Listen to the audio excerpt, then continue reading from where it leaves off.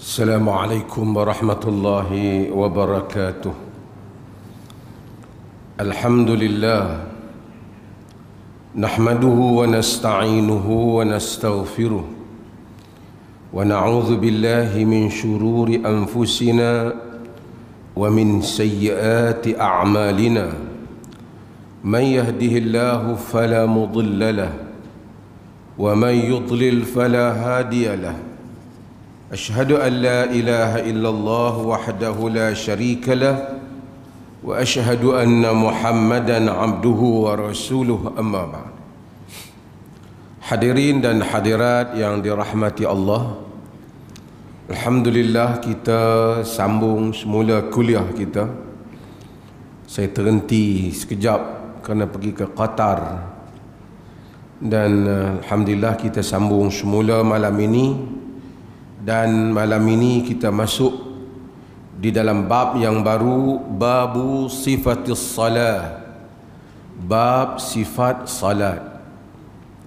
Bab sifat salat adalah salah satu bab di dalam Bulughul Maram yang menghimpunkan hadis-hadis ahkam, iaitu hadis-hadis hukum oleh Al-Hafidh Al-Imam Ibn Hajar Al-Asqalani. Sifat salat yakni sifat kepada salat. Macam mana nak tahu salat dan nak tahu sifatnya? Tidak ada cara melainkan dengan melihat kepada hadis-hadis Nabi sallallahu alaihi wasallam. Walaupun asal perkataan salat itu maksudnya doa, salat doa, tapi apabila kita sebut salat dari segi bahasa ini ialah perkataan dan perbuatan yang muftatahatun bitakbir wa mukhtatamatun bitaslim, yang dimulakan dengan takbir dan ditamatkan dengan salam. Hay'ah ataupun cara bagaimana salat itu ditunaikan, walaupun manusia sebelum kedatangan Nabi sallallahu alaihi wasallam memang mempunyai hasrat. Ada sebahagian mereka memang ingin mencari Tuhan, pun keikhlasan sahaja tidak memadai. Mestilah bukan sahaja menyembah Allah, tetapi menyembah Allah menurut cara yang Allah kehendaki. Untuk membolehkan manusia mengikut cara yang Allah kehendaki, bukan saja menyembah Allah, tapi menyembah Allah mengikut Allah, cara yang Allah kehendaki, maka Allah Subhanahu wa taala mengutuskan Nabi-Nya Muhammad sallallahu alaihi wasallam yang menyatakan kepada kita, sallu kama raaitumuni usalli, kamu salatlah seperti mana kamu melihat aku bersalat. Yakni kamu salat bukan ikut cara sedap kamu nak salat, salat ikut mana cara aku bersalat. Maka para ulama merumuskan sifat salat Nabi hasil daripada hadis-hadis Nabi sallallahu alaihi wasallam. Apa yang Nabi sebutkan, apa yang Nabi buat, apa yang sahabat buat, iqtidaan, mengikuti apa yang Nabi sallallahu alaihi wasallam buat, maka kita ambil itu sebagai salat yang disyariatkan. Kalau tidak ada daripada amalan Nabi sallallahu alaihi wasallam, walaupun dibuat oleh sebahagian orang, dia tidak dianggap sifat salat yang beriktiraf. Mungkin sebahagian tempat ada nas yang tidak jelas, maka ada ijtihad dan khilaf di kalangan para ulama tentang sifat itu. Tetapi bagi tempat-tempat yang nasnya jelas, maka hendaklah kita mengikut apa yang ada di dalam hadis-hadis Nabi sallallahu alaihi wasallam. Peran para fuqaha, a'immatul arba'ah, imam-imam yang empat, wa ghairuhum, dan selain daripada mereka, bukan mereka mencipta salat yang baru, sama sekali tidak. Mereka merumuskan salat Nabi, dan kadang-kala ada ijtihad mereka pada satu dua tempat pada perkara yang mungkin boleh berlaku khilaf tentangnya, seperti tempat mengangkat tangan dan tempat meletakkan tangan dan seumpamanya yang akan kita lihat di dalam nas-nas hadis-hadis Nabi sallallahu alaihi wasallam. Hadis yang pertama dalam kitab ini, dalam bab ini ialah an Abi Hurairah radhiyallahu anna an-nabiy sallallahu alaihi wasallam qala idza qumta ila as-salah fa asbaghil wudu thumma istaqbala al-qiblata fakabbir thumma qra' ma tayassara ma'aka min al-Qur'an thumma irka' hatta tatma'inna raki'an thumma irfa' hatta ta'tadila qa'iman thumma isjud hatta tatma'inna sajidan thumma irfa' hatta tatma'inna jalisan thumma isjud hatta tatma'inna sajidan thumma fa'al dhalika fi salatika kulliha.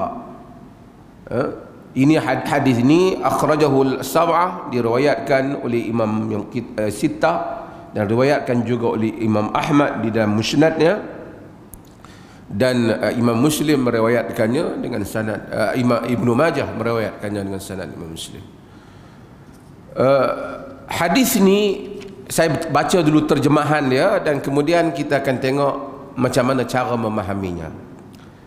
Daripada Abi Hurairah radhiyallahu anhu anna Nabiy sallallahu alaihi wasallam, bahwasanya Nabi sallallahu alaihi wasallam berkata, idza qumta ila salah, apabila engkau berdiri kepada salat. Qumta yakni kamu berdiri untuk menunaikan salat, yakni apabila kamu berniat untuk menunaikan salat. Maksudnya kalau kita tak ada niat, masa bila kita nak pergi solat? Tak bangkitlah kita, duduk tempat kita lah. Maka of course niat adalah rukun yang awal di dalam semua amalan. Innamal a'malu binniyat. Sesungguhnya amalan dengan niat. Dalam riwayat innamal a'malu binniyat. Semua amalan dengan niat. Idza qumta ila shalah fa asbaghil wudu. Bila kamu berniat untuk menunaikan salat, kamu pergi, pertama Nabi kata fa asbaghil wudu, kamu hendaklah mengambil wudu. Fa asbaghil wudu yakni ya kamu fatimmal wudu, kamu ratakan wudu, bukan wudu yang tak mencukupi syarat. Orang celup-celup tangan orang ambil wudu ni.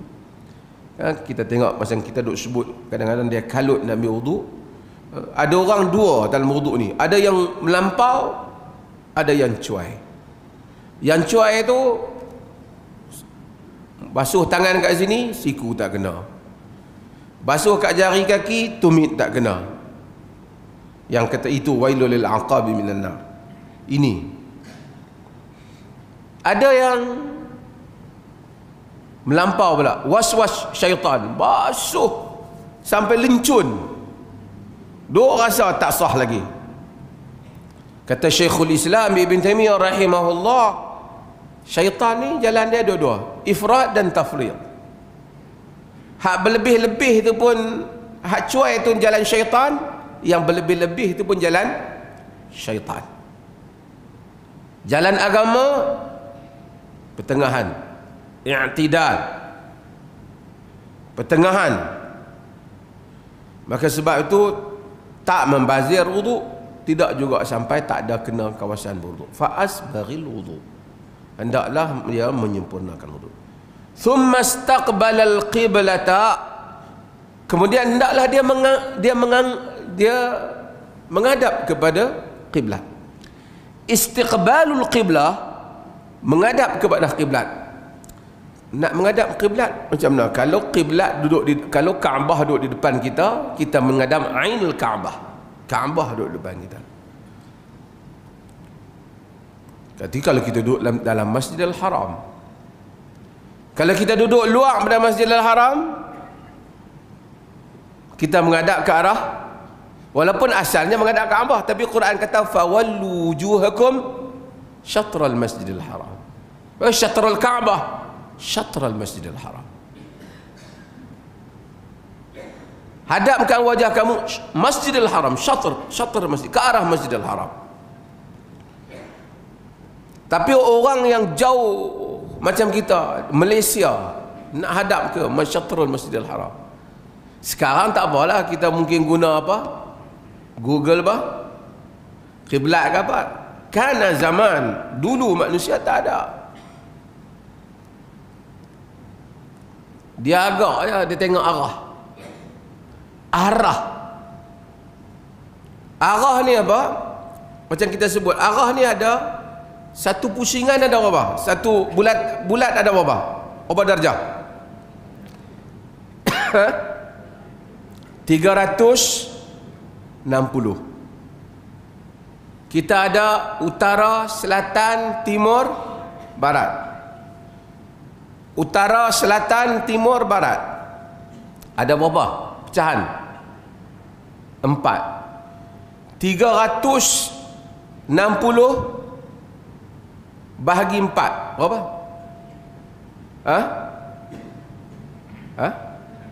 Satu bahagian berapa? 90. Dalam hadis Nabi kata, walakin syarriqu aw gharribu, ke timur atau ke barat. Jadi arah ni, kalau kita kata kiblat di situ, selagi kita tak lari sampai kepada lari arah. Kalau 90, benda tu duduk di tengah, berapa? 45. Jadi kita selagi kita tidak lebih daripada itu, kita masih lagi di arah itu. Faham tak? Katakanlah kita nak, kalau nak exactly nak ukur bagi tepat sampai ke Mekah, tentulah tak ada orang yang tepat. Tambah zaman dulu lagi tak ada. Orang kata nak pergi Mekah, apa kata apa? Pergi tempat mentari jatuh.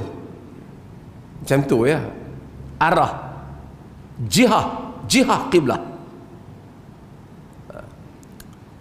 Tapi bagi yang duduk yang dekat Ain Kaabah, betul bagi yang tak ada, Malaysia, Indonesia, Australia, di negara barat, Europe, hatta Jordan, mana nak ni? Arah ajalah.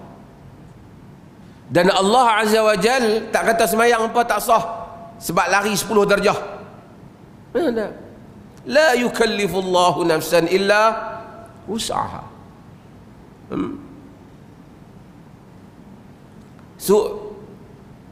Thumma istaqbala al-qiblah fakabbir, kemudian apa? Takbir. Takbir macam mana? Allahu Akbar. Dalam hadis ni dia tak bagi tahu kata angkat tangan. Fakabbir. Kenapa dia tidak bagi tahu angkat tangan? Sekali saya sebut. Nabi kata fakabbir, hendaklah dia takbir. Takbir macam mana? Allahu Akbar. Allah yang Maha Besar.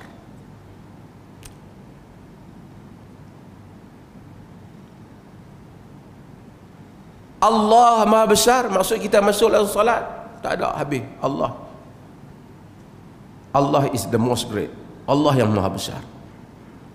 Allahu Akbar. Macam tu. Tak payahlah kita setengah orang Allahu Akbar. Kalau dia Allahu Akbar, dia jadi istifham. Istifham ni maksud dia jadi soalan. Maksudnya, adakah Allah Maha Besar? Di sisi fuqaha disebut tak sah takbir. Ada orang Allahu Akbar. Dia nak tangkap takbir ke apa dah. Tak sah dah. Hak benda terlepas tu mudah-mudahan tahan ampun lah. Ni setelah kita bagi tahu, dia duk Allahu Akbar, tidak sah takbir. Allahu Akbar. Karena Arab ni dia kalau panjang tu dia jadi istifham. Dia tak, adakah Allah? Allahu amaraka bihadza. Allah yang suruh engkau ni. Adakah Allah menyuruh kau? Allahu ya. Tu dia istifham. Jadi kalau Allahu akbar. Ujung tu dia tak. Dia kata habis, masuk enjin dah, masuk gear. Ada orang Allahu akbar. Dia bubuh gear ujung. Ada tak? Pun tak sah. Kerana dia kata Allah, adakah dia maha besar? Pasal dia akbar lain, akbar lain. Istifham. Soalan. Allahu akbar. Dia paling tak ada agak no. Di negeri no. Di negeri yang ada kaingan apa no.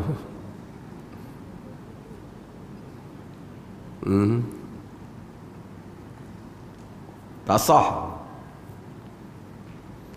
Sebelum ni yang dia tersilap, semoga Allah ampunkan dia. Yang ke depan dia tak lewat. Satu lagi, dia semua tak panjang. Okey, hak ujung dia panjang. Allahu akbar.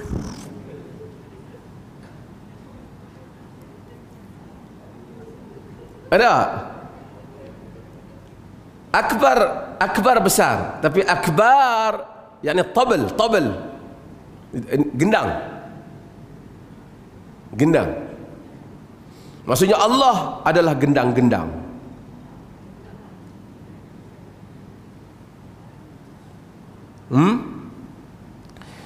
Takbir Allahu akbar. Tak payah duk bubuh gear, nak bukan perlu gear macam tu. Dia kata tu niat tak masuk. Kalau orang hak tu sebenarnya dia ada masalah pada akal. Waswas syaitan. Waswas syaitan. Thumma qra' ma tayassara ma'aka minal Qur'an. Kemudian engkau baca apa yang mudah bagimu daripada Quran. Di dalam hadis ini dia tak sebut tentang mengangkat tangan. Sebab apa? Ada apa sebab? Yang pertama, mungkin Nabi SAW nak sebut perkara yang menjadi rukun saja, yang menjadi wajib saja. Yang kedua, mungkin kerana ini kemungkinan yang besar, orang ini sudah tahu yang itu. Nabi sebut yang mana dia salah saja. Hadis ini diriwayatkan oleh Al-Imam Al-Bukhari di dalam Muslim, di dalam sahihnya diriwayatkan oleh Imam Muslim, diriwayatkan oleh Ashabus Sunan.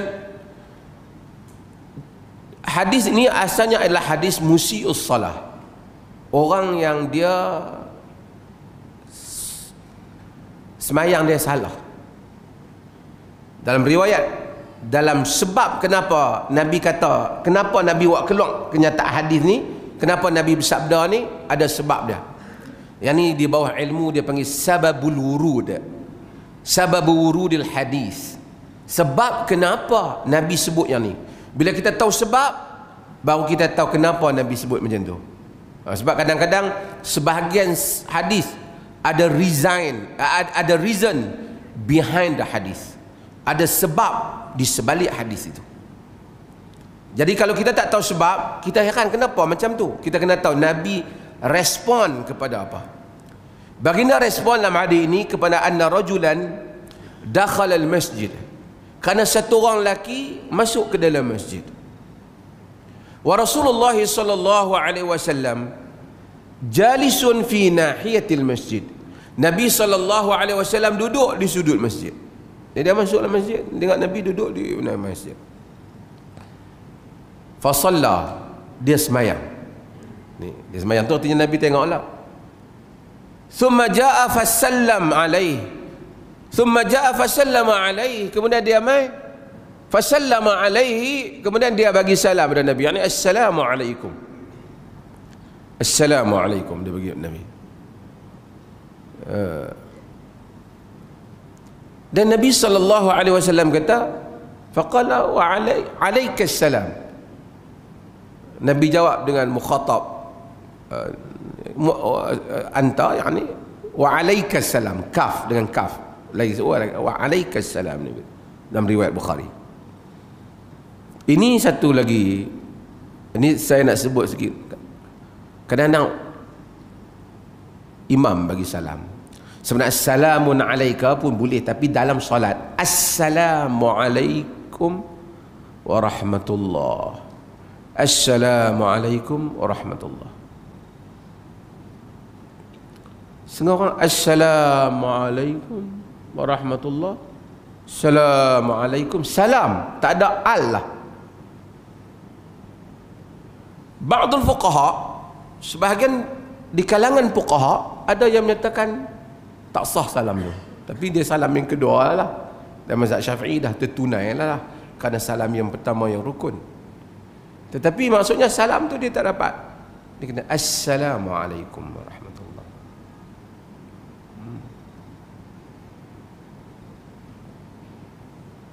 Tadi saya dah ingat, kita kadang-kadang bacaan ni orang Melayu kan, ni salam ni Arab pun buat, tapi orang Melayu kadang-kadang huruf Arab ni macam saya kata, ada qaf, ada alif, ada hamzah, ada ain. Orang kita dia ingat bila bunyi lagi ain tu lagi Arab. Bukan semua tu. Nabi Adam, bukan Nabi Adam. Yaman, ada kabilah Yaman dia kata Adam.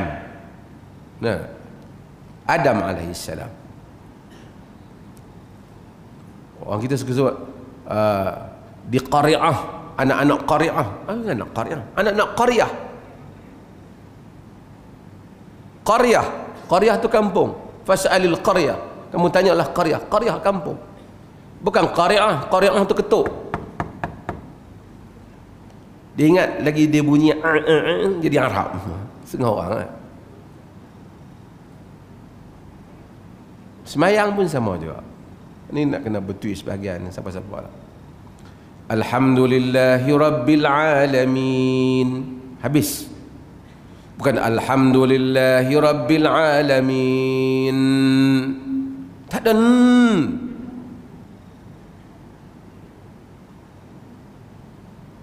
itu kita dengungkan, macam kita tambahkan satu lagi nun di situ. Maliki yaumiddin. Maliki yaumiddin. Berhenti di situ. Bunyi dia macam bunyi berdengung. Mungkin dia terpengaruh Masjidil Haram tu bukan imam dengung, mikrofon dia. Ini berlaku merata lah, saya ingat. Tak apa. Thumma fakabbir thumma qra' ma tayassara ma'aka min tadi saya baca hadis tadi tak habis. Dia bagi apa? Dia bagi salam kat Nabi kan? Nabi kata apa? Wa alaikassalam, kepadamu salam. Nabi kata irji' fa salli fa innaka lam tusalli. Patah balik dan solat semula kerana engkau tak solat lagi. Dia solat dah. Nabi kata irji' fa salli fa innaka lam tusalli. Patah balik dan solat kerana engkau belum solat. Faraja'a fa salla thumma ja'a fa sallam. Dia pun patah balik, kemudian dia semayang, kemudian dia patah balik, dia bagi salam, mai balik Rasulullah, assalamualaikum. Ini satu lagi, kita kalau dah pisah dengan orang patah balik, sunnah untuk kita bagi salam. Tadi aku bagi dah kan, tadi dah kita berpisah dah. Dia tadi bagi kepada Nabi salam, Nabi cakap dengan dia, kemudian dia patah balik, dia salat, dia patah balik, dia bagi salam. Nabi kata irji', Nabi kata wa alaikassalam, irji' fa salli fa innaka lam tusalli. Patah balik dan salat kerana engkau belum salat. Berapa kali dah? 2 kali dah. Dia kata pada Nabi sallallahu alaihi wasallam. Dia pun patah balik, tak lawan Nabi. Dia pun solat lagi. Habis lagi salam, main nak jumpa Nabi lagi. Assalamualaikum ya Rasul. Assalamualaikum ya Rasulullah. Waalaikumsalam. Irji' fa salli fa innaka lam tusalli. Patah balik dan salat kerana kau belum salat. Maka Nabi sallallahu, dia kata Nabi, ya Rasulullah, wallazi ba'athaka bil haqq, demi yang mengutuskan engkau dengan benar. Fama uhsinu ghairahu, aku tak boleh buat dah lebih daripada ni. Teratur je aku boleh buat. Alimni, fa'allimni ya Rasulullah, ajarlah aku ya Rasulullah. Tuan-tuan, Nabi ajar dia kan. Nabi tak kasar, Nabi ni hakim, hikmah. Dia pergi, Nabi pergi, dia experience, dia rasa, tak sembahyang lagi. Ada orang bila kita berbetul balik, dia boleh berbetul. Ada orang dia tak boleh berbetul. Dia kata wallazi ba'athaka bil haqq fama uhsinu ghairahu, aku tak boleh buat lebih daripada ni. Tak reti dah aku terang ni. Dan ini kita kena tahu, ada orang memang dia bukan solat aja, dia tak reti lebih daripada apa yang biasa dia amalkan. Dulu saya pernah cerita kat tuan-tuan, orang kata hang ni bagi kemas sikit, dia tak reti. Duk selekeh tu, kita kena tunjuk kat dia macam mana. Ada orang perempuan mungkin kotok dapur dia selera dia tengok, pada dia teratur the best tu, dia tak reti dah teratur, sehingga kita kena ajak. Ada orang kita kata kotok rumah hang, dia tak pernah mengalami kebersihan barangkali, dia tak tahu macam mana bagi aku terang ni okey. Sebab tu manusia ni tawaqah, kata Umar bin Abdul Aziz, inna li nafsan tawaqah, kata Umar bin Abdul Aziz kepada Raja' bin Haywa, inna li nafsan tawaqah, aku kena ada jiwa yang sentiasa nak meningkat.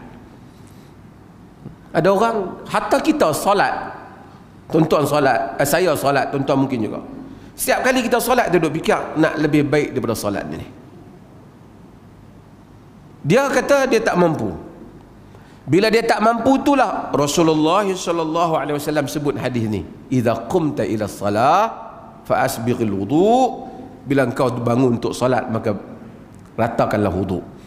Hadis ini respon ataupun hadis ini bertindak ataupun hadis ini berinteraksi dengan lelaki tadi, yang ni dia panggil sababul wurud, sababu wurudil hadis, sebab kenapa sesuatu hadis itu berlaku. Okey. Kemudian Nabi kata thumma qra' ma tayassara ma'aka minal Quran, kemudian engkau baca apa yang mudah daripada Al-Quran.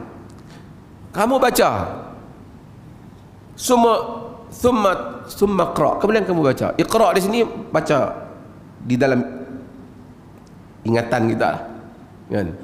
Orang putih ada read, recite, and then you recite what are convenient portion of the Quran.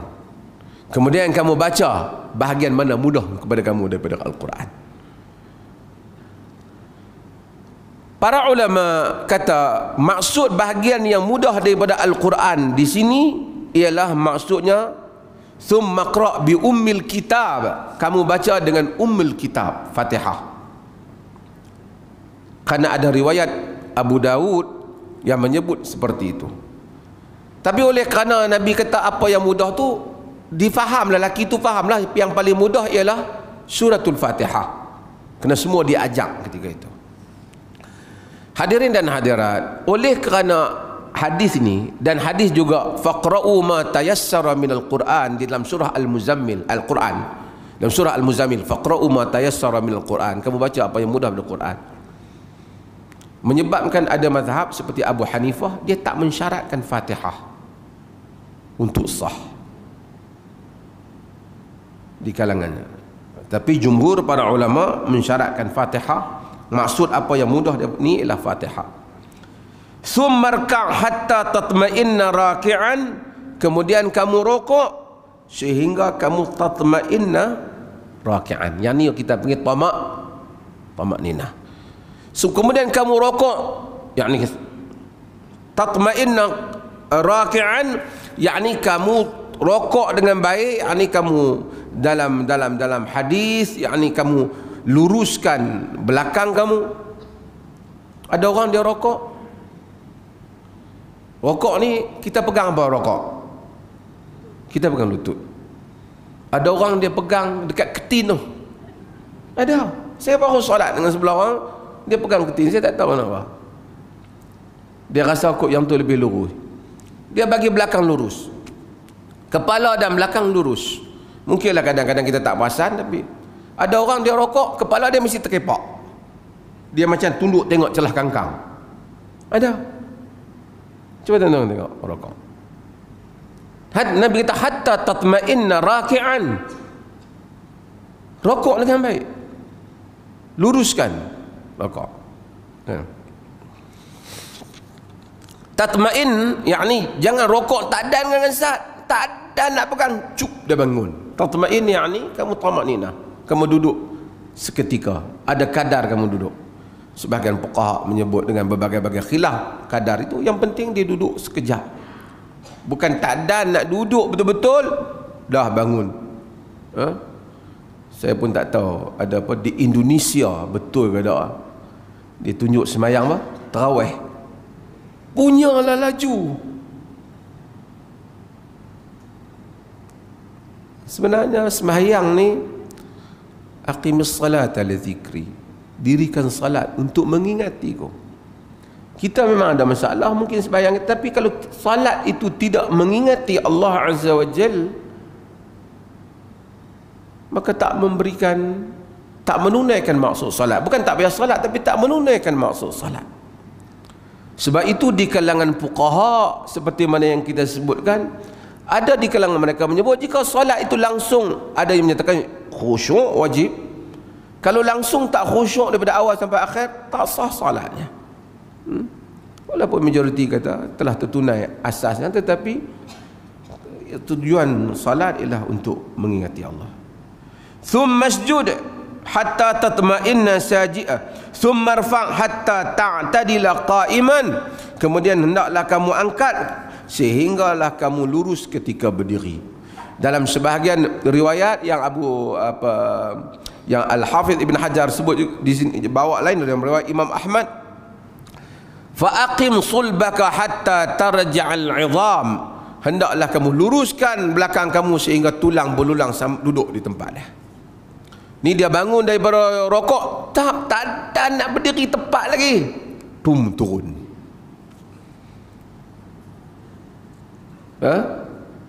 Ini tidak menunaikan. Yang ni yang Nabi kata irji' fasalli fa innaka lam tusalli. Patah balik salat kerana engkau belum lagi salat. Thumma masjud hatta tatma'inna sajidan. Kemudian kamu sujud sehingga kamu tamakninah dalam sujud, duduk sampai sujud elok-elok. Semua anggota kamu berada pada tempat sujud. Dan ini kita tengok di dalam hadis Nabi sallallahu alaihi wasallam, yang mana baginda menyebut yang lain, hatta yumakkina wajahu wa jabhatahu, sehingga dia mentamkinkan, membetul-betulkan letak wajah dan dahi dah. Kadang orang dia mari tahap turun, terus bangun. Ini yang Nabi sallallahu alaihi wasallam sebut. Thumma rfa' hatta tatma'inna jalisan. Kemudian kamu bangun sehingga kamu betul-betul duduk elok-elok antara dua sujud. Thumma masjud, kemudian kamu sujud hatta tatma'inna sajidan, sehingga kamu kemudian sujud sehingga kamu tamakninah dalam sujud. Thumma fa'al dzalika fi salatika kulliha, kemudian kamu buat itu di dalam semua salatmu. Ini adalah hadis yang mana Nabi sallallahu alaihi wasallam ajar orang ni. Dan bila Nabi sallallahu alaihi wasallam ajar orang ni, dan kita tahu bahawasanya siapa yang tak buat seperti mana yang Nabi sallallahu alaihi wasallam buat ini, ajar ini, maka semayang dia tak semayang. Jadi ramai orang yang semayang tapi semayang dia tak semayang. Timbul persoalan. Timbul persoalan. Kalau Nabi tengok dia semayang macam tu tak betul, Tu hari yang dia masuk dalam masjid, yang jumpa dengan Nabi tu, macam mana dengan semayang dia sebelum ni? Semayang lelaki tadi. Hari tu hari hak Nabi tengok. Hari yang Nabi tak tengok sebelum ni, yang dia duduk semayang ni. Kalau ikut apa yang Nabi kata ni, irji' fasalli fa innaka lam tusalli, balik dan salat kerana engkau belum salat. Artinya salat-salat dia yang sebelum ni pun tak salat lah juga. Betul tak? Tapi kenapa Nabi SAW tak kata engkau qada semua salat kamu? Pasal hak ni sebelum ni kan semayang tak sah. Kata para ulama, di dalam hal yang seperti ini menunjukkan apabila seorang tu tahu apa yang salah dan masanya masih ada, macam solat tadi, dia hendaklah menunaikan balik solat yang dia salah sedangkan masa masih ada. Sedangkan apa yang telah sebelum daripada ini, yang telah fatahu, yang telah lalu, yang dia lakukan itu dalam keadaan jahil, afallahu amma syalaf, Allah ampunkan yang lepas, dia taubat kepada Allah. Jadi kalau kita pernah ada macam ni, di sisi sebahagian daripada para ulama, artinya hak lepas tu Allah maafkan. Dah kita berusaha nak faham, setakat tu je kita boleh kat kita, moga Allah maafkan. Tetapi yang baru, masuk waktu masih ada, kita tengok tepi kita orang sembahyang salah, kita bagi tahu. Dan Nabi SAW itu tabiat dia. Nabi ni tak tengok orang buat salah sembahyang, dia keluar, dia tu sembahyang tak betul. Dia tak bila-bila kita jumpa, abang dia suruh mai jumpa aku, sembahyang dia tak betul. Tak. Nabi bagi tahu. Terus immediately, at the moment dia salah tu, Nabi beritahu. Dia tak boleh berlaku takhirul bayan an waqtil hajah, lewatkan penerangan pada waktu yang diperlukan, tak boleh. Nabi tak. Kita mesti immediately bagi tahu. Tengok orang sembahyang salah, bila-bila aku jumpa dia, aku nak nahabang dia. No. Kita nak nahabang. Sekali nak sembahyang pula zuhur ni, sekali nak sembahyang lah asar ni. Tengok setengah orang sembahyang misalnya, kaki duk terangkat, sujud kaki dia angkat, hak belakang dua-dua kadang terangkat. Kita habang dia kena turunkan, sujud di atas 7 anggota. Nampak? Setengah orang dia sujud sebelah kita, siku dia rapat ke tanah, pastul kalb, dia rapat macam dengan anjing letak tangan lah. Kita tengok sembahyang, kita kena bagi tahu.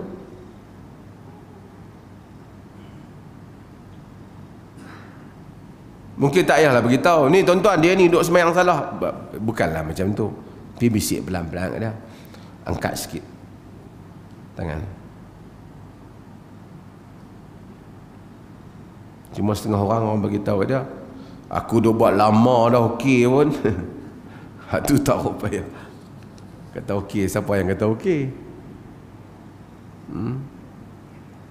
Kadang-kadang ada orang dia tak perasan, bukan dia nak salah, dia tahu dia tak perasan. Kita juga kadang-kadang kita tak perasan, kita duduk sujud kita tak perasan. Setengah orang bila dia rokok, kepala dia cunggit ke depan, dia macam nak tengok dinding ke apa. Jadi dia jari kepala cunggit, dia lurus je.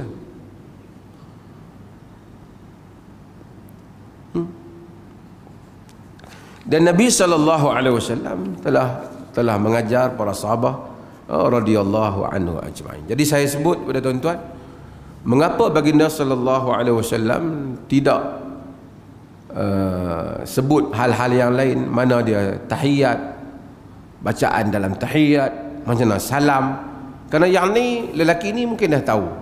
Nabi hanya membetulkan apa yang dia tak tahu, iaitu dia mungkin kalut di dalam solat dia. Dia kalut. Ada orang kalut juga dalam solat, tapi dia masih pergi tamak-ninah. Ini dia kalut sehingga melanggar tamak-ninah di dalam solat. Wallahu alam. Masuk waktu lah. Ha?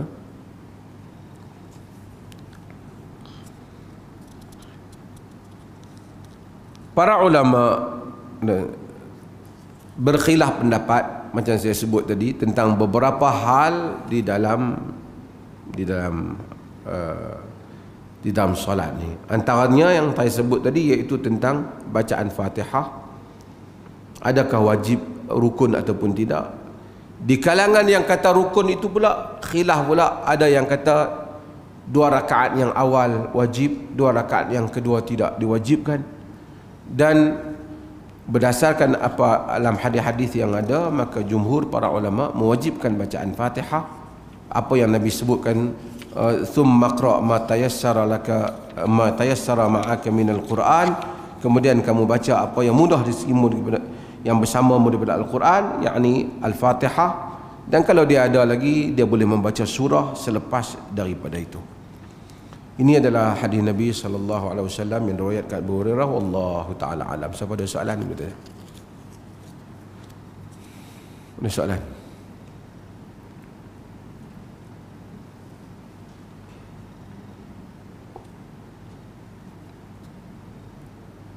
Sila.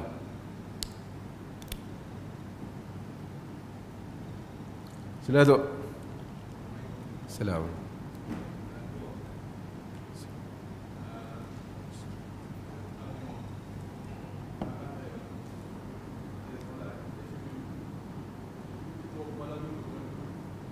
Turun kepala dulu.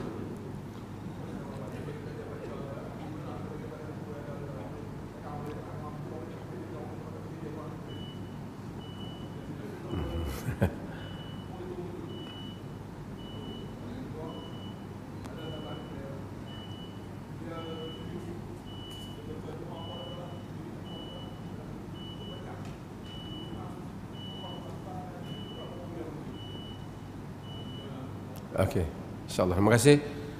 Azan dulu, saya jawab dulu soalannya. Terima kasih. Saya jawab dulu soalan Datuk Azam tadi. Tentang ada orang bila dia sujud, dia turun kepala dulu. Sebenarnya mungkin dia bukan turun kepala dulu, walaupun turun kepala dulu tu tomoy dia kan. Mungkin maksud dia nampak macam turun kepala dulu kan. Dia mungkin dia turun tangan dulu sebelum daripada 2 lututnya. Ini khilaf di kalangan ulama. Disebabkan hadis yang diriwayatkan oleh Abu Dawud di dalam Sunan, di mana Nabi SAW kata, "Idza sajada ahadukum fala yabruk kama yabrukul ba'ir. Falyadha' yadayhi qabla rukbatayhi." Apabila seorang kamu sujud, jangan dia turun macam mana turunnya unta. Dalam riwayat tu dia kata hendaklah dia meletakkan yadayhi qabla rukbatayhi, letakkan tangannya sebelum lututnya. Hadis ini berlaku perbincangan di kalangan para ulama, menyebabkan khilaf. Yang pertama, kama yabrukul ba'ir, seperti mana ba'ir turun, unta ni turun. Turun unta ni macam mana? Dia turun depan ke, belakang ke, macam mana? Kalau tengok unta, macam turun depan dulu. Kalau kita turun tangan dulu, macam turun unta. Tapi hadis tu kata turun tangan dulu, baru lutut. Di kalangan para ulama yang cuba mempertahankan pendapat turun tangan dulu, dia kata sebenarnya kerana unta itu tangan dia itulah di kaki dia. Tangan dia, kaki dia. Itu yang orang Arab faham. Seperti yang disebut oleh Ibn Manzur dan Lisanul Arab. Dan mereka kata bukan masalah unta turun tu yang dia letak tu, dia letak ni ke, dia letak ni dulu. Kan? Dia letak ni tu, yang mana dulu yang dia letak? Okey. Di kalangan para ulama ada menyatakan rawi khilaf, rawi keliru, ada waham. Sebenarnya yang patutnya letak, hendaklah turun, jangan turun macam turun unta tu betul. Tapi bukan letak tangan dulu kemudian baru lutut, letak lutut dulu baru tangan. Dia kata rawi keliru. Panjang perbincangan ni. Di kalangan para ulama kata yang Nabi nak masukkan itu hayatul ba'ir. Macam mana keadaan ba'ir idza yabruk, apabila unta tu turun. Jadi unta ni bila dia turun tu turun gedebum macam tu. Kan? Jadi kita jangan turun macam dia, turun dengan tertib. Majoriti para ulama menyatakan letak lutut dulu barulah tangan. Majoriti para ulama. Mereka anggap hadis ni ada ada kekeliruan sebahagiannya, sebahagian kata ada hadis-hadis lain yang lebih memberi tafsir. Di kalangan para ulama ada yang mentarjihkan letak tangan dulu sebelum lutut. Termasuklah Syekh Nasiruddin Al-Albani rahimahullah taala dan selain padanya. Ada orang hari tu timbul isu, dia kata perleh suruh letak tangan dulu pada lutut. Sebenarnya kita bukan suruh letak tangan dulu. Kita sebut, apa yang dia baca tu ialah mungkin terjemahan daripada salah satu risalah. Dia tak ada imam mesti buat macam tu, tak ada. Kita beritahu terjemahan itu, dan kemudian apabila saya keluarkan balik pada tahun yang berikutnya, lama dah, saya keluarkan dua-dua pendapat dalam hal ini, dan kemudian kita dah tak, bila ada orang keliru lagi, kita tak sebutlah tangan dulu ke lutut dulu. Sesiapa yang menurunkan lutut dulu pun jumhur ulama, siapa yang turunkan tangan dulu pun ada qaul di kalangan ulama-ulama hadis. Tapi yang pentingnya macam kata Syekh Muhammad Saleh Ibn Utsaimin, iaitu jangan turun macam unta, turun debu macam unta dah. Nak turun tangan dulu pun boleh, lutut dulu pun boleh. Kalau turun tangan dulu, mungkin ada orang lutut sakit, dia kena turun tangan dulu. Kalau kena lutut dia sakit, dah tua-tua ni, misalnya kena apa, sakit lutut, tak boleh hempuk kuat sangat, dia turun pelan-pelan tangan dia, tak apa. Al-amru wasi', benda ni luas di dalam hal ni. Soalan nombor 2 tadi, sujud panjang.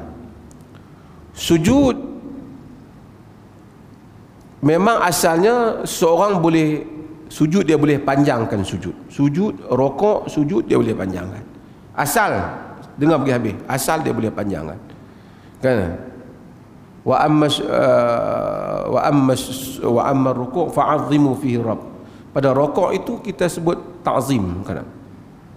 Dalam surah amma sujud fa'aksiru fihi du'a.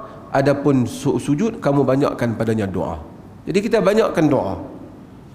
Jadi kalau kita sujud sembahyang sunat sendiri, kita boleh nak doa sampai setengah jam dalam sujud pun tak apa. Tetapi apabila kita menjadi makmum, kita mengikut imam. Nabi SAW menyebut innama ju'ilal imamu liyu'tamma bih. Dijadikan imam untuk kita ikut. Maka hendaklah dia mengikut imam apabila dia salat. Jadi dia tak boleh ketinggalan daripada imam. Imam bangun, dia bangun. Imam rokok, dia rokok. Imam sujud, dia sujud. Imam bangun daripada sujud, hendaklah dia bersama dengan imam. Tapi kalau dia seorang, dia semayang panjang, dia sujud pun tak apa. Terutama orang yang semayang malam, dia sujud lama di dalam solat dia, tidak mengapalah hal itu. Wallahu a'lam. Ada soalan kita? Ya.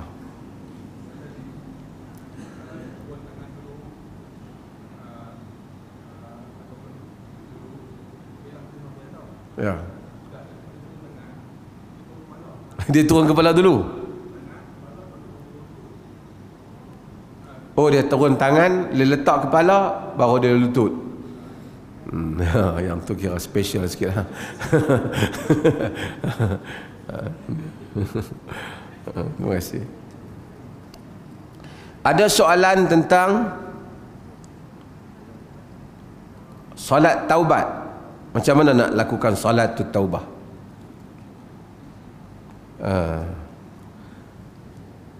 Solat tu taubah, yakni solat taubat ialah solat apabila seseorang itu melakukan apa-apa dosa. Di dalam hadis yang diriwayatkan oleh Abu Dawud, Nabi SAW menyebut, ma min abdin yuznibu dhanban fayatawadda'a fayuhsinul wudu fayatawadda'u fayuhsinul wudu thumma yusalli raka'atain. Atau riwayat fayusalli raka'atain falyastaghfirullah azza wa jal faghufira lahu. Tidak ada hamba yang buat dosa, yuznibu dhanban fayatawadda'u fayuhsinul wudu. Dia berwudu kemudian dia mengelokkan wudu dia. Fayusalli raka'atain, kemudian dia salat 2 rakaat. Wa yastaghfirullah azza wa jal, kemudian dia minta ampun pada Allah, illa ghufira lahu, melainkan akan diampunkan dia. Para ulama menyebut solat ni sebagai solatut taubah, solat taubat. Maksudnya sesiapa yang buat dosa, dia solat 2 rakaat, dia minta ampun. Sama macam hadis yang diriwayatkan oleh Imam Muslim, bagaimana yang selalu kita baca, seorang lelaki yang datang, ya Rasulullah, alajtu imra'atan fi aqsal Madinah, yang aku telah berasmara dengan wanita di ujung bandar. Kemudian dia bagi tahu dia ni, dia buat semua melainkan dia hanya tidak berzina saja, yang lain semua dia buat dengan perempuan tu. Kata Umar, qad satarakallah law satarta nafsak, Allah telah tutup dosamu, jika mengapa kau tidak tutup dosamu? Dia pergi, kemudian Nabi panggil dia, kemudian Nabi suruh dia melakukan kebaikan menggantikan kebaikan. Innal hasanat yudhibnas sayyiat, kebaikan memadamkan kejahatan. Para ulama menyebut berdasarkan hadis ini, solat memadamkan kejahatan. Sesiapa yang merasa dia telah melakukan dosa, dia bangun, elokkan wudu. Fayatawadda'u fayuhsinul wudu. Dia berwudu dan mengelokkan wudu. yakni wudu elok-elok, ikut seperti mana sunnah wudu yang kita belajar. Fayusalli raka'atain, kemudian dia sembahyang 2 rakaat. Fayastaghfirullah azza wa jal, kemudian dia minta ampun pada Allah.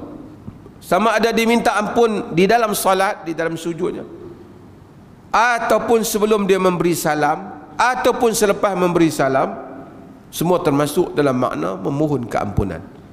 Illa ghufira lahu, melainkan diampunkan dia. Maka ada tak solat taubat? Berdasarkan hadis ni dan hadis-hadis yang lain, termasuk hadis Uthman bin Affan, man tawadda'a nahwa wudu'i hadha, siapa yang berwuduk seperti wudukku ini, kemudian dia salat, melainkan Allah akan ampun dia, kata Uthman. Maka dengan itu, maka seseorang apabila buat dosa, antara caranya ialah dengan menunaikan salatut taubah, salat taubat. Itu jika dosa antara dia dengan Tuhannya. Jika dosa dia dengan hambanya, hamba Allah, dia mengambil harta orang lain dan seumpamanya, maka hendaklah dia mengembalikan harta tersebut. Ni ada soalan satu lagi ni tentang Gunung Jerai. Gunung Jerai ni ramai dah orang jawab. Cuma saya nak sebut pada tuan-tuan satu hal. Tuan-tuan, dalam sepanjang sejarah sejak Nabi SAW, bahkan sebelum baginda, memang ada macam-macam orang cuba buat rencana supaya mereka mendapat perhatian dan boleh mendapat pengikut dan juga boleh mendapat keuntungan daripada amalan agama. Kita dengar cerita Nabi Musa dan Samiri, betul tak? Nabi Musa pergi munajat dengan Tuhan dia, dia kat bawah ni buat anak lembu daripada emas. Dia create sehingga Nabi Musa balik. Maksudnya sepanjang jalan. Pasal agama ni dia akan ada market dia. Bila kita ada pengikut, adalah orang support kita, dan adalah dia nak macam politik. Bahkan agama dengan politik tu tabiatnya kalau tak dibiar sama aja. Semua orang nak pengikut, nak followers. Seronok dengan pengikutnya ramai, dan pengikut akan taat apa yang mereka buat. Kalau kita baca dalam cerita Abraha, pasal dia nak memusnahkan Kaabah, sebahagian ahli sejarah kata kerana dia pun buat projek macam tu juga, orang tak mau pergi. Kerana orang nak kontrol sesuatu benda yang dia rasakan dia boleh untung. Syiah di mana? Di Karbala. Karbala ketika krisis Iran dengan Arab Saudi, baru 2-3 tahun dulu, ulama-ulama Syiah mengeluarkan macam-macam fatwa mereka daripada Najd, di Qum, merata mengeluarkan supaya tak payah pergi ke Mekah, kita sekarang pergi ke melawat Husain. Manzara Husain, siapa yang melawat Sayyidina Husain, pahalanya ada yang sebut mula, kalau tuan-tuan boleh tengok dalam YouTube banyak ceramah mereka ni. Ada mula-mula tu sebut 5 kali haji, lepas tu 50 kali haji, lepas tu 100 kali haji, lepas tu 1000 kali haji, lepas tu pahala 1,000,000 kali haji. Kau duk naik, mai seorang syekh tambah, mai seorang lagi tambah. Sebab pasal dia pun cemui dengan Arab Saudi.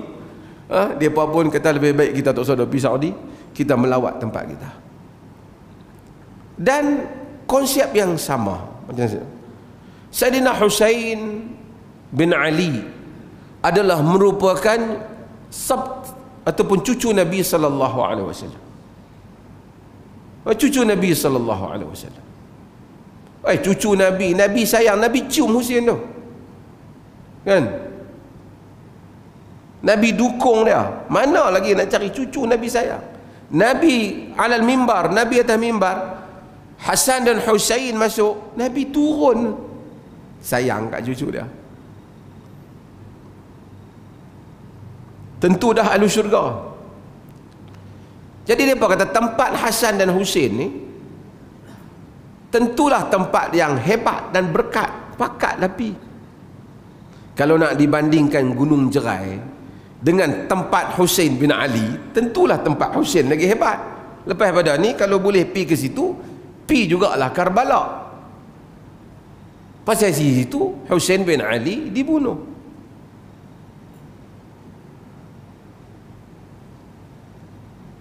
Banyak lagi tempat sahabat suruh, tapi Nabi seluruh dunia yang ada, dan orang buat keuntungan. Jadikan tempat-tempat ni, kerana bukan masalah pergi tempat sangat tu, kerana itu ada bisnes di belakang hal itu, ada aliran di belakang hal itu. Kalau betul-betul nak cari keberkatan, hak confirm dah, hak confirm. Bukan hak tu, bukan kata nas apa pun tak ada. Nas yang jelas Mekah dengan Madinah. Pergi situ, da'ma yaribuka ila ma la yaribuk. Tinggalkan apa yang meragukan kau kepada apa yang tak meragukan. Pergi di Kaabah, doa ke Allah, itu pun ada adabnya. Mekah, Madinah, apa semua tempat Nabi tak rasa pergi. Semayang masjid Nabi dia duduk petikai, betul kata imam ni akidah ikut kita ke tak apa. Mari tempat yang tak pasti dia pergi. Kalau kau ni buat kata tempat ni wali dia, besok orang lain tempat wali lain pula. Maka bagi setiap tempat wali tu binalah macam-macam, dan adalah orang yang akan buat collection. Dan itulah dia punya akhir penghujung cerita ni. Sama saja cerita dia di mana-mana pun.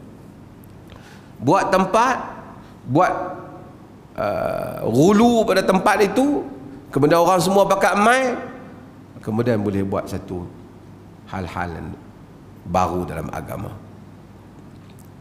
Saya duta pelancongan Uzbekistan.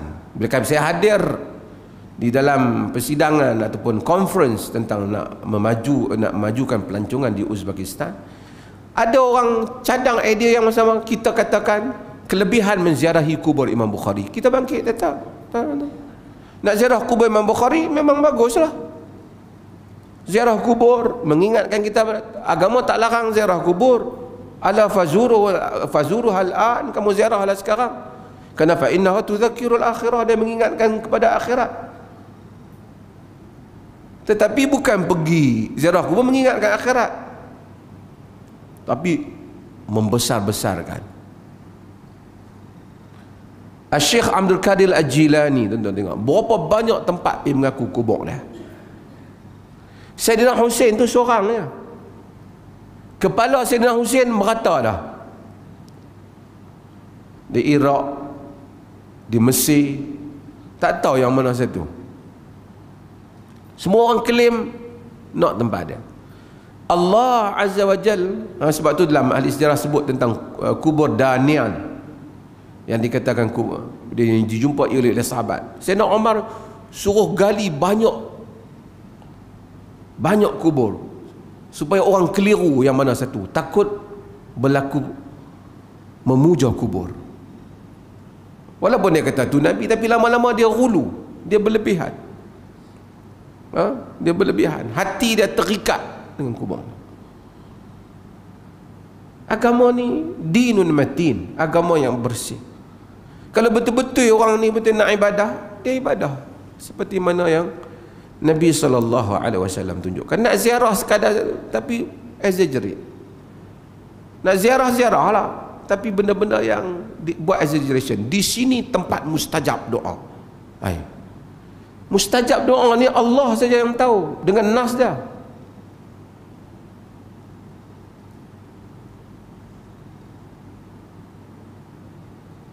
Bila, sebab tu Allah takdirkan kubur para anbiya bukan kita tahu, melainkan Nabi kita Muhammad sallallahu alaihi wasallam.